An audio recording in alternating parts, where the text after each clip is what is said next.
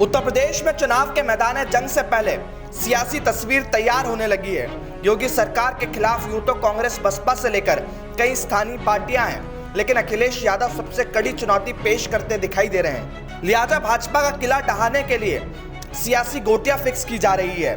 दरअसल अखिलेश यादव अपने पिछले अनुभवों के आधार पर पहले से ज्यादा सतर्क नजर आ रहे हैं। चुनावों में बड़ी पार्टियों से गठबंधन करने का खामियाजा उन्हें भुगतना पड़ा था।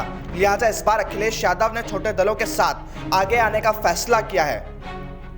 इस फैसले के विश्लेषण करने पर आप पाएंगे कि अखिलेश यादव को टीना फैक्टर पर ज्यादा भरोसा है। ये फैक्टर उनकी बेटी टीना नहीं, बल्कि सियासी पंडितों का एक टर्म है जिसका अर्थ है देयर इज नो अल्टरनेटिव, यानी कोई अन्य विकल्प नहीं। अब इस टीना फैक्टर को समझने के लिए आपको पहले के कुछ चुनावों के नतीजों को समझना होगा। दरअसल पश्चिम बंगाल में बीजेपी के खिलाफ मजबूत विकल्प ममता बनर्जी थी, तो जनता की नजर में ममता बनर्जी के साथ टीना फैक्टर था। इसी तरह दिल्ली में बीजेपी के खिलाफ ये फैक्टर केजरीवाल के साथ नजर आता है। 2015 के चुनाव में बिहार में ये फैक्टर नीतीश कुमार के साथ था, यानी कि जनता के सामने बीजेपी के खिलाफ सबसे मजबूत विकल्प।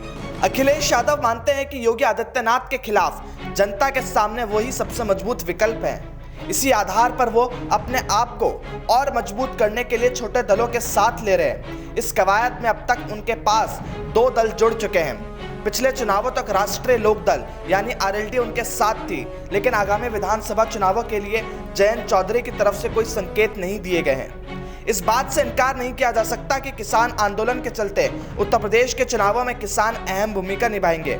ऐसे में जयंत चौधरी पश्चिमी उत्तर प्रदेश में ज्यादा सीटों की उम्मीद कर रहे होंगे, लेकिन अखिलेश यादव ये साफ कर चुके हैं कि वो छोटे दलों को ज्यादा सीटें देने के बजाय अपने कार्यकर्ताओं पर भरोसा जताएंगे।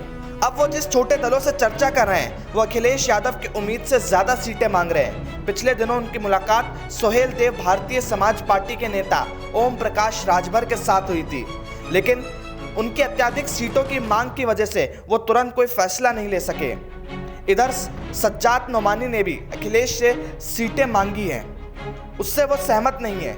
एक समय में निषाद पार्टी सपा के साथ हुआ करती थी, लेकिन इन दिनों वो भाजपा के साथ है। लिहाजा आगामी वक्त ही बताएगा कि टीना फैक्टर अखिलेश यादव के लिए कितना खरा उतर पाता है। Bureau report, the fact India.